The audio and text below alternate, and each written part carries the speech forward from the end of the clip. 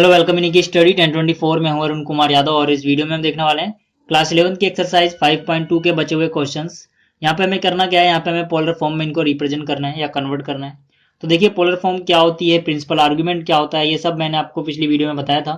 तो अगर आपने वो पिछली वीडियो नहीं देखी है तो उसका लिंक आपको इस वीडियो के डिस्क्रिप्शन में मिल जाएगा, आप वहां से उसको देख सकते हैं, या फिर यहाँ पे जो आई बटन होता है यहाँ से भी आप उसको देख सकते हैं। ठीक है, अब देखिए हमें करना है कि यहाँ पे कन्वर्ट करना है पोलर फॉर्म में।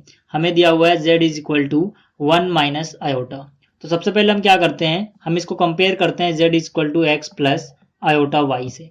ठीक है, तो x की वैल्यू क्या हो जाएगी, 1 हो जाएगी यहाँ पे। ठीक है, तो x बराबर 1 मिल गया, और जो यहाँ पे आयोटा का कोफिशिएंट होता है वो y होता है। तो यहाँ पे आयोटा का कोफिशिएंट क्या है, -1। ठीक है, तो यहाँ पे y की जो वैल्यू हो जाएगी वो हो जाएगी -1।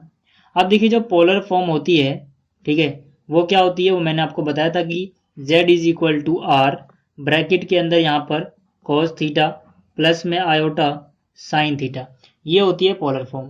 मतलब पोलर फॉर्म में लिखने के लिए हमें r यानी कि मॉडुलस पता होना चाहिए इस कॉम्प्लेक्स नंबर का, और इसका आर्ग्यूमेंट यानी कि थीटा पता होना चाहिए। तो वो हम कैसे पता करते हैं, बात करते हैं उसकी। देखिए मैंने आपको पिछली वीडियो में बताया था ये ड्राइव करके कि जो x होता है वो आता है r cos थीटा, और जो y होता है वो आता है r साइन थीटा। थीटा के यहाँ पे प्रिंसिपल आर्ग्यूमेंट। ठीक है, तो हम कैसे निकालेंगे r और थीटा, उसकी बात करते हैं। सबसे पहले इक्वेशन जो अभी हमने यहाँ पे रीड की, x is equal to r cos theta. ठीक है, इसका यूज करेंगे हम। तो x की वैल्यू कितनी है, 1 है, तो x के नीचे 1 आ जाएगा, is equal to r cos theta है, r यहाँ पे r ही रहेगा, cos थीटा ही रहेगा।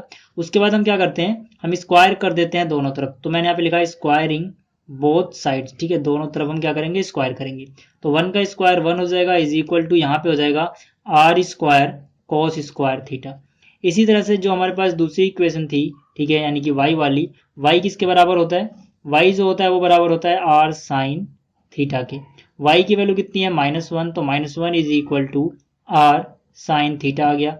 फिर से हम यहाँ लिखेंगे स्क्वायरिंग बोथ साइड्स। ठीक है, दोनों तरफ स्क्वायर करने पे, तो -1 का स्क्वायर +1 हो गया, इज इक्वल टू यहाँ पे आ जाएगा r square sine square theta.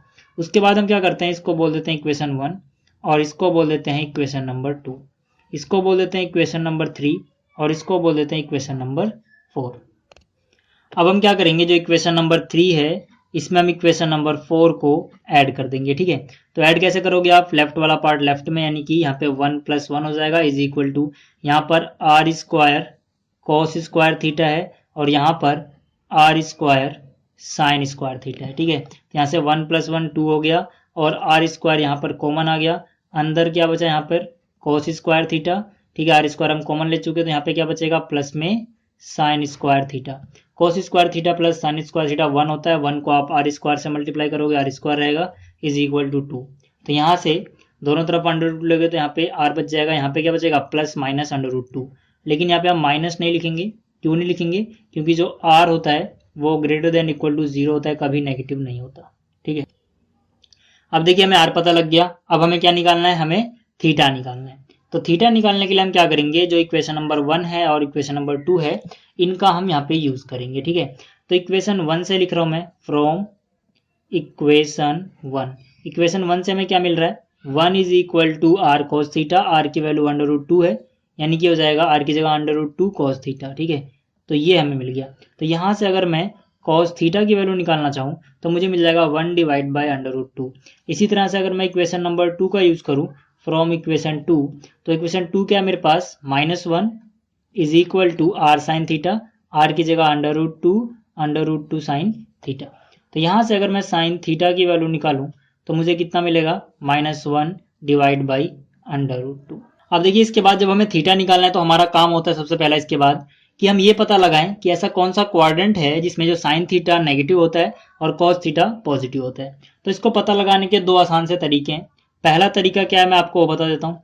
देखिए पहला तरीका ये है कि फर्स्ट क्वाड्रेंट में ये क्या होता है, दोनों ही प्लस प्लस के होंगे। ठीक है, एक्स और वाई, और यहाँ पर क्या होगा, यहाँ पर पहला माइनस का होगा, दूसरा प्लस का होगा, और यहाँ पर थर्ड में दोनों ही माइनस माइनस के होंगे। और जो फोर्थ क्वाड्रेंट है यहाँ पर क्या होगा, यहाँ पर पहला प्लस होगा, दूसरा माइनस होगा। ठीक है, ये हमारा फर्स्ट क्वाड्रेंट, ये हमारा सेकंड क्वाड्रेंट, ये हमारा थर्ड क्वाड्रेंट, और ये हमारा फोर्थ क्वाड्रेंट। ठीक है।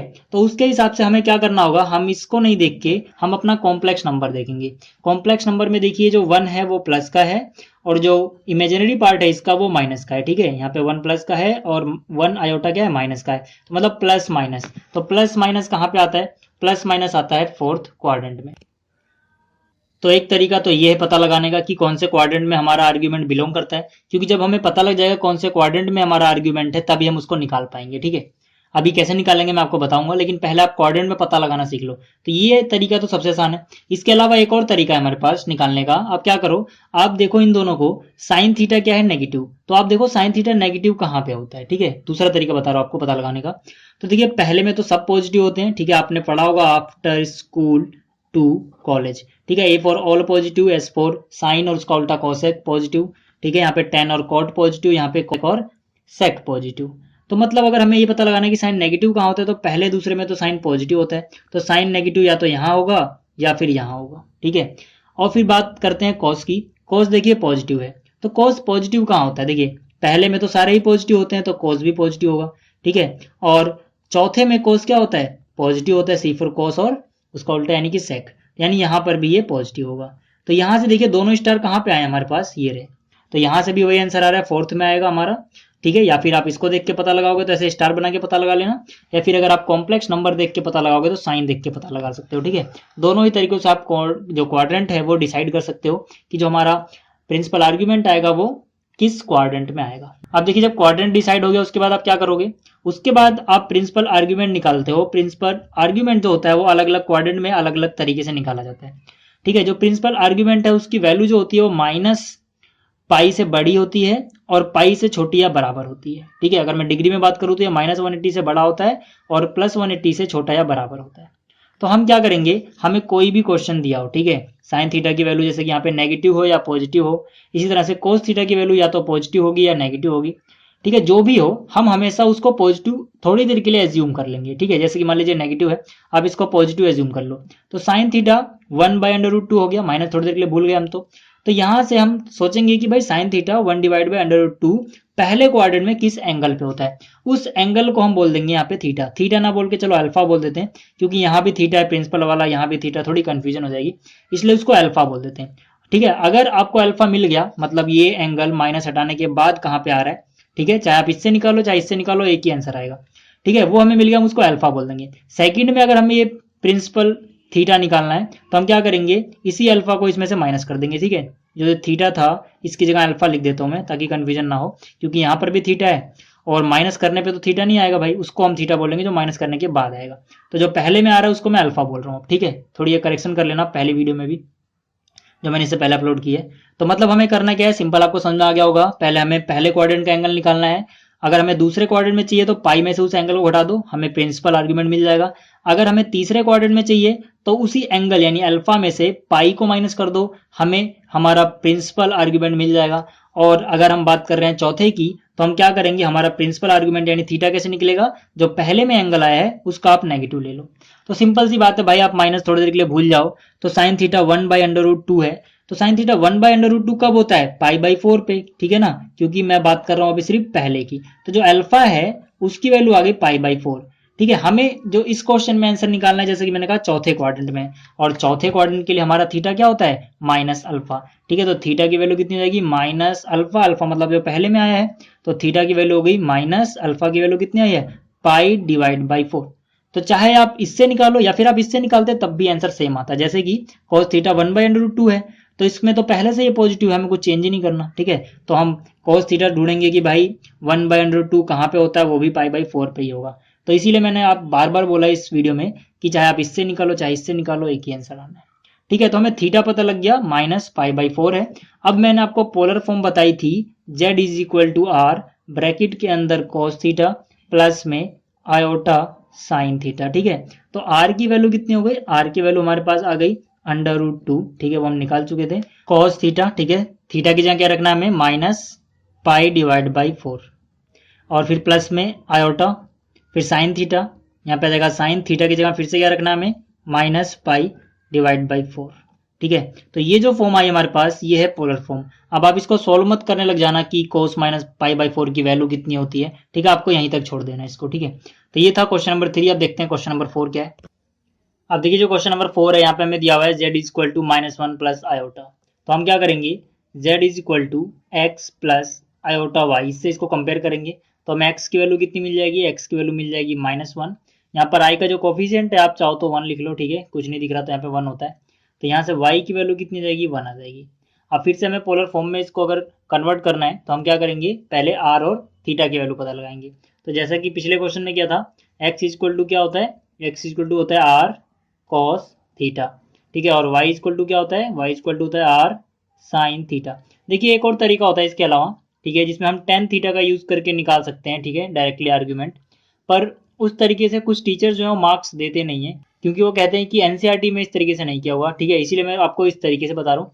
हालांकि वो तरीका सही है, गलत नहीं है, ठीक है ना, पर मैं आपको इसी तरीके से बताऊंगा। तो यहाँ पे देखिए x equal to are cos theta हो गया, x की वैल्यू कितनी है -1 is equal to are cos theta आ जाएगा यहाँ पे, ठीक है, तो आर कॉस थीटा आ गया। फिर यहाँ पे आप लिखना है स्क्वायरिंग बोथ साइड, दोनों तरफ हम क्या करेंगे, स्क्वायर कर देंगे। तो -1 का स्क्वायर +1 हो गया इज इक्वल टू क्या आया, r square cos square theta, ठीक है। सेम चीज आप यहाँ करोगे, y की वैल्यू कितनी है, देखिए 1 है, तो यहाँ पे 1 आ गया इज इक्वल टू क्या आया, आर साइन थीटा। यहाँ पर भी आप लिखोगे स्क्वायरिंग बोथ साइड और दोनों तरफ स्क्वायर कर दोगे, तो 1 का स्क्वायर 1 ही होगा, और यहाँ पर आ जाएगा r square sine square theta. इसको हम बोलेंगे इक्वेशन नंबर 1, इसको बोलेंगे इक्वेशन नंबर 2, इसको बोलेंगे इक्वेशन नंबर 3, और इसको बोलेंगे इक्वेशन नंबर 4। अब जैसा कि हमने पिछले क्वेश्चन में किया था, इक्वेशन नंबर 3 में इक्वेशन नंबर 4 ऐड कर देंगे। तो 1 + 1 2 हो गया is equal to R square common आ जाएगा, अंदर क्या बचेगा यहाँ ब्रैकेट में, cos square theta plus sine square theta, वो 1 होता है तो मैं लिख नहीं रहा, ठीक है, आपके समझ में आ गया होगा। तो आर स्क्वायर बराबर आ गया 2, तो यहाँ से आर की वैल्यू प्लस माइनस √2 होगी, लेकिन हम माइनस नहीं लिखेंगे क्योंकि आर जो होता है वो ग्रेटर देन इक्वल टू 0 होता है, ठीक है। तो आर की वैल्यू इतनी आ गई। अब यहाँ पे हम लिख सकते हैं भाई फ्रॉम इक्वेशन 1, इक्वेशन 1 के हमारे पास -1 is equal to are cos theta, r की वैल्यू कितनी है, √2 है, मतलब ये हो जाएगा √2 कॉस थीटा। तो यहाँ से जो कॉस थीटा है उसकी वैल्यू कितनी आ जाएगी, -1 अपनी जगह, और यहाँ पे जो √2 है ये नीचे आ जाएगा, तो कॉस थीटा की वैल्यू होगी -1 डिवाइड बाई √2। इसी तरह से अगर हम इक्वेशन 2 का यूज करें, ठीक है, तो मैंने यहाँ पे लिखा फ्रॉम इक्वेशन 2, ठीक है, इक्वेशन 2 में हमारे पास क्या है, 1 is equal to r sine theta, r की वैल्यू √2 और फिर यहाँ पे क्या आया, साइन थीटा। तो यहाँ से अगर मैं साइन थीटा की वैल्यू निकालूंगा तो मुझे कितना मिल जाएगा, 1 डिवाइड बाई √2, ठीक है। अब फिर से वही यहाँ तक पहुंचने के बाद हम क्या करते हैं, हम पता लगाते हैं कि जो हमें प्रिंसिपल आर्गुमेंट निकालना है वो कौन से क्वाड्रेंट में है, ठीक है, वो पहले में है, दूसरे में, तीसरे में या चौथे में। तो जैसे कि मैंने पिछले क्वेश्चन में बताया आपको, दो तरीके आपके पास, यहाँ पर क्या होगा, यहाँ पर दोनों प्लस प्लस होते हैं, यहाँ पे माइनस प्लस होते हैं, यहाँ माइनस माइनस, और यहाँ पर प्लस माइनस। या तो आप इस तरीके से पता लगाओ या फिर आफ्टर स्कूल टू कॉलेज वाले से पता लगाओ, एक ही आंसर आएगा। तो मैं इस तरीके से पता लगा रहा हूँ, ज़्यादा आसान है। तो यहाँ पर देखिए जो भी हमें क्वेश्चन दिया हुआ था यानी कॉम्प्लेक्स नंबर, उसमें जो इसका रियल पार्ट है वो क्या है, नेगेटिव है, ठीक है, माइनस का है, और जो इमेजिनरी पार्ट है वो प्लस है, तो माइनस प्लस, ठीक है। तो माइनस प्लस जो होता है वो सेकंड क्वाड्रेंट में आता है, ठीक है। तो मतलब हमारा जो आर्ग्यूमेंट है वो यहाँ पर है, और सेकंड के लिए मैंने क्या कहा था, प्रिंसिपल आर्ग्यूमेंट जो हमारा आएगा वो कैसे आएगा, पाई माइनस अल्फा। और अल्फा क्या होता है, अल्फा मतलब पहले क्वाड्रेंट में अगर हम वो एंगल निकालें इनका साइन भूल के, ठीक है, मतलब अगर वो माइनस है तो प्लस एज्यूम करें हम, ठीक है। तो यहाँ पे देखिए कोस जो है वो यहाँ पर आया हमारे पास, और जो साइन है वो यहाँ पर आया हमारे पास, ठीक है। चाहे किसी का भी यूज करें आंसर सेम आएगा। मैं कोस का यूज कर रहा हूँ, देखिए cos theta is equal to -1 divide by √2 था, माइनस थोड़ी देर के लिए हम भूल गए तो 1 डिवाइड बाई √2 बचा। कोस थीटा 1 डिवाइड बाई √2 कब होता है, पाई डिवाइड बाई 4 पे। इसी तरह से आप साइन से करोगे तब भी आपको ये आएगा, लेकिन हमें तो निकालना है सेकंड में, ठीक है ना, क्योंकि हमारा माइनस प्लस था। तो सेकंड में निकालने के लिए हम क्या करेंगे, पाई में से ये माइनस कर देंगे, मतलब जो थीटा है उसकी वैल्यू आएगी पाई माइनस अल्फा, अल्फा की वैल्यू आई है पाई बाई 4, तो मतलब थीटा कितना हो जाएगा, 4 पाई माइनस पाई यानी कि 3 पाई बाई 4, ठीक है। अब जैसे हमें थीटा मिल गया, आर भी मिल गया, तो हम जो पोलर फॉर्म है वो लिख सकते हैं। पोलर फॉर्म क्या होगी, आर, यहाँ पर आएगा कॉस थीटा प्लस में आयोटा, और यहाँ पर आएगा साइन थीटा। आर की वैल्यू √2 लिख दो आप, ठीक है, अंदर क्या आ जाएगा कॉस थीटा, थीटा की वैल्यू कितनी है 3 पाई डिवाइड बाई 4 प्लस में आयोटा, फिर साइन थीटा यानी कि साइन थीटा की वैल्यू फिर से वही 3 पाई बाई 4, ठीक है, तो ये थी इसकी पोलर फॉर्म। अब देखते हैं क्वेश्चन नंबर 5।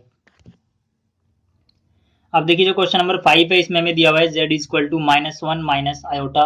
तो यहाँ से अगर आप कंपेयर करोगे तो x की वैल्यू आपको मिल जाएगी -1, y की वैल्यू भी मिल जाएगी आपको माइनस कुछ नहीं है, तो यहाँ पे आप 1 समझ सकते हो, यानी कि -1। तो फिर से हमारे पास दो इक्वेशन क्या आएंगी, मैं जल्दी जल्दी कर रहा हूँ थोड़ी, क्योंकि आपको समझ में आ गया होगा प्रोसीजर। ठीक है, तो x इक्वल टू क्या होता था, r cos थीटा। ठीक है, अब यहाँ पे x की वैल्यू क्या है -1, तो -1 की वैल्यू हो जाएगी r cos थीटा। और इसी तरह से अगर हम दोनों तरफ स्क्वायर कर दें, स्क्वायरिंग बोथ साइड लिखना है यहाँ पे 1 इज इक्वल टू आ जाएगा r square cos square theta. ठीक है, इसी तरह से यहाँ पे अगर हम करें y के साथ, तो y इक्वल टू क्या होता है, ये होता है आर साइन थीटा। y की वैल्यू -1 है, -1 की वैल्यू आ जाएगी आर साइन थीटा।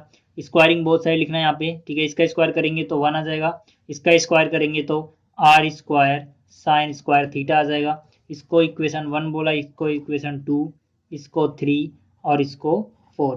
ठीक है, इक्वेशन 3 में हम 4 ऐड कर देंगे तो 1 + 1 2 हो गया, is equal to R square common आ जाएगा, cos square theta plus sine square theta 1 हो जाएगा। तो यहाँ से आर की वैल्यू निकालोगे तो प्लस माइनस √2 होगा, माइनस लेना नहीं हमें, तो आर की वैल्यू √2 आ गई। ठीक है, अब इसके बाद हम क्या करेंगे, फिर से जो हम करते हुए आए हैं हम यहाँ लिखेंगे फ्रॉम इक्वेशन 1। इक्वेशन 1 से हमें क्या मिलेगा, -1 is equal to are cos theta, r की वैल्यू √2 है, यानी कि √2 कॉस थीटा। तो यहाँ से हम कह सकते हैं कि भाई कॉस थीटा की वैल्यू -1 डिवाइड बाई √2 आ गई। तो कॉस थीटा हमें यहाँ से पता लग गया।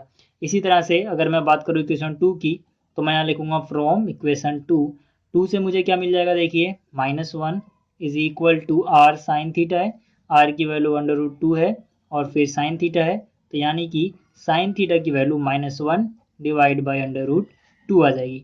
तो फिर से आपको क्वाड्रेंट पता लगाना है, ठीक है, कि कौन सा क्वाड्रेंट होगा। तो चाहे आप ऐसे पता लगाओगे साइन थीटा माइनस और कोस थीटा भी माइनस किस क्वाड्रेंट में होता है, या फिर आप क्या करो, आप इसका साइन देख लो, जो हमारा क्वेश्चन था, जो हमारा क्वेश्चन है यहाँ पे उसमें क्या है, -1 आयोटा, मतलब दोनों ही क्या है, नेगेटिव है, यानी माइनस माइनस। आप जानते हो माइनस माइनस जो होता है वो थर्ड क्वाड्रेंट में होता है। ठीक है, यानी कि यहाँ पर, और यहाँ पर हम कैसे निकालते हैं एंगल, यहाँ पे हम एंगल निकालते हैं कि भाई इनको एक बार आप पॉजिटिव समझो और फिर अल्फा निकाल लो, और फिर अल्फा में से आप पाई माइनस कर दो, आपको थीटा मिल जाएगा। ठीक है, थर्ड क्वाड्रेंट में हम इसी तरीके से निकालते हैं, जैसे कि मैंने आपको दिखाई भी था थोड़ी देर पहले। तो यहाँ से पहले हम अल्फा निकालते हैं। अल्फा के लिए आप क्या करोगे, एज्यूम कर लोगे कि माइनस इसके पास नहीं है, तो साइन थीटा की वैल्यू 1/√2 आ जाएगी। कब होती है, साइन π/4 पे, मतलब अल्फा की वैल्यू π/4 हो गई। लेकिन यहाँ पे तो माइनस था ना, यानी कि हमें किस में निकालना है, थर्ड में। थर्ड में निकालने के लिए हम क्या करेंगे, theta is equal to alpha minus pi, alpha की वैल्यू कितनी है π/4 और माइनस में कितना है पाई, तो ये कितना हो जाएगा, थीटा इज इक्वल टू 4 पाई है माइनस का, तो यानी कि -3 π/4। ठीक है, ये आ जाएगा हमारा थीटा। अब फिर से अगर हमें पोलर फॉर्म लिखनी है तो पोलर फॉर्म की वैल्यू क्या होती है, आर, और यहाँ पर क्या आता है कॉस थीटा प्लस में आयोटा, और यहाँ पर क्या आता है साइन थीटा। आर की वैल्यू वही √2, और फिर यहाँ पर कॉस थीटा की वैल्यू कितनी है, थीटा की वैल्यू -3। ठीक है, -3 पाई डिवाइड बाई 4 प्लस में आयोटा, फिर क्या आएगा साइन। ठीक है, और इसके अंदर क्या आएगा -3 पाई डिवाइड बाई 4। ठीक है, तो ये हो गई इसकी पोलर फॉर्म। अब देखते हैं इसका क्वेश्चन नंबर 6 क्या है। अब देखिए जो क्वेश्चन नंबर 6 है इसमें हमें सिर्फ -3 दिया हुआ है, तो इसको हम बोल सकते हैं z is equal to -3 + 0 iota.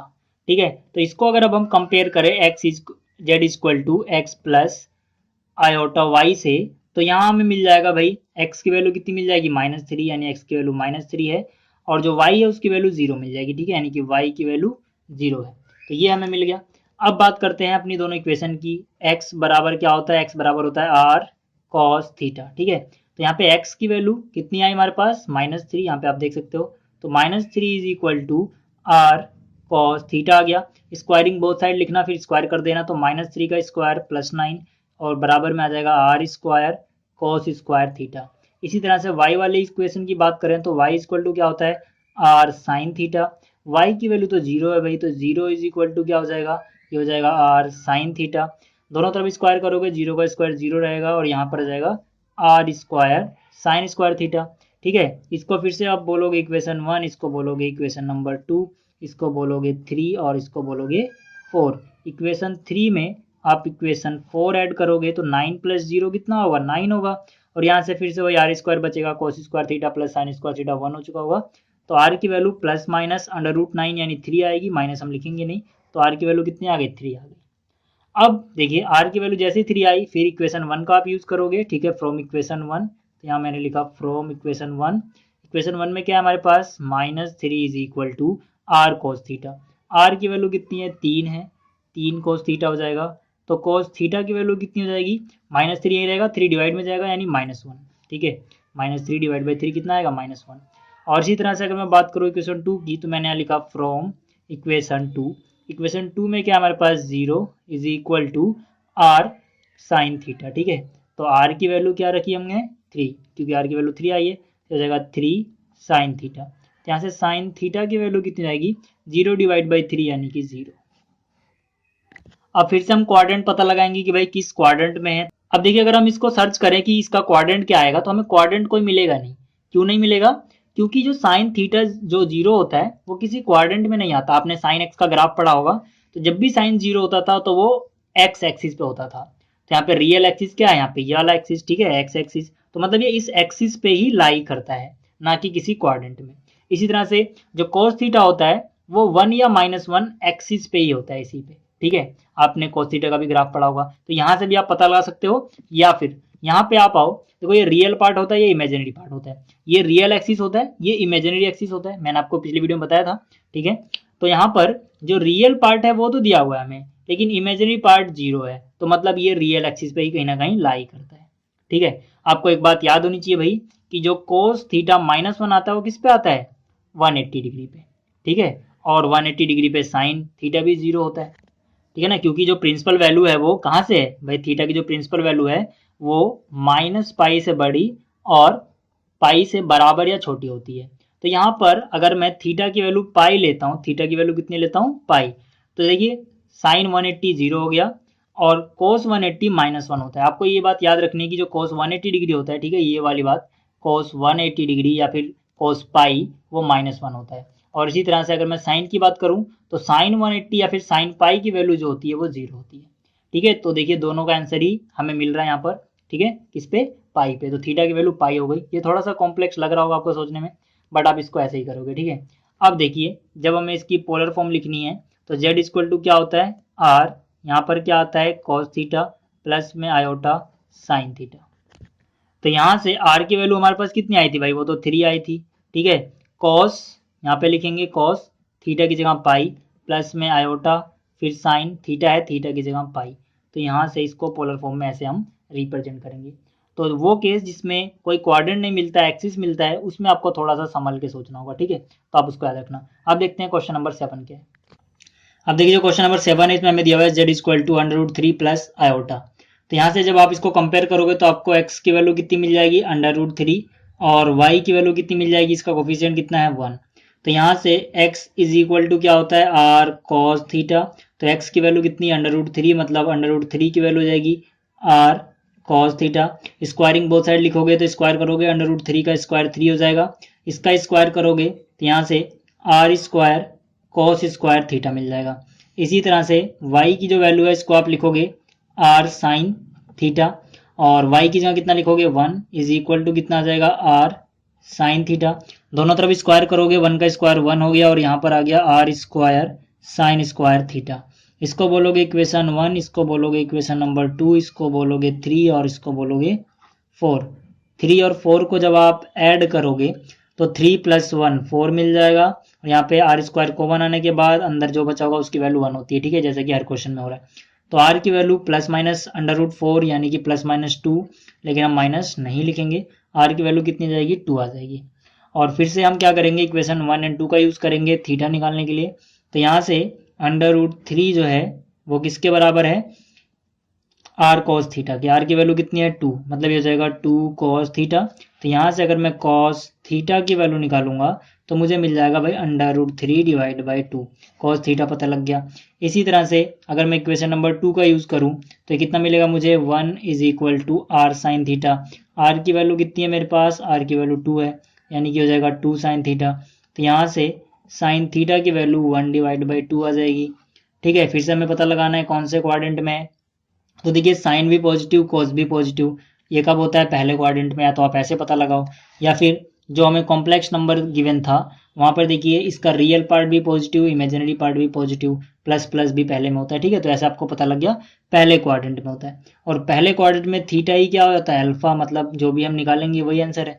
तो यहाँ पे साइन 1/2 कब होता है, साइन 1/2 होता है पाई डिवाइड बाई 6 पे, ठीक है। या फिर cos थीटा √3 कब होता है, 3/2 कब होता है, पाई डिवाइड बाई 6 पे, चाहे आप जैसे भी करो।